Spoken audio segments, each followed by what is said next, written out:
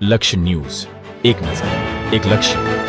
ગાંધીનગર કમલમ ખાતે રાજુભાઈ કરપડા પોતાના કાર્યકરો સાથે ભાજપમાં જોડાયા.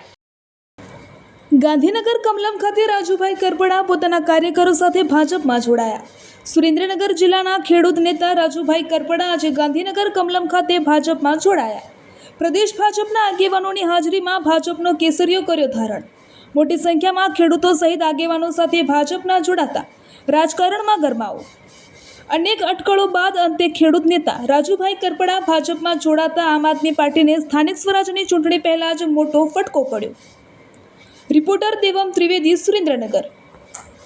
તો ભારતીય જનતા પાર્ટીની સરકાર છે ને એની સાથે જોડાઈને મારા ખેડૂતોને સમૃદ્ધિ તરફ લઈ જઈએ.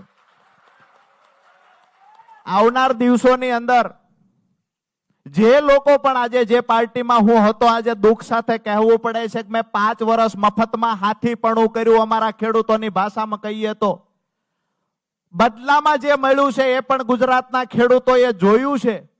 મારી વાત તો એટલી છે કે હું કોઈ પાર્ટીના મેન્ડેટ પર ચૂંટાઈને મેં પાર્ટી છોડી દીધી હોય તો મારા પર આક્ષેપ થવો જોઈએ. મેં તો મફતમાં હાથીપણું કર્યું હતું, શું કામ મારા પર આક્ષેપ કરો છો?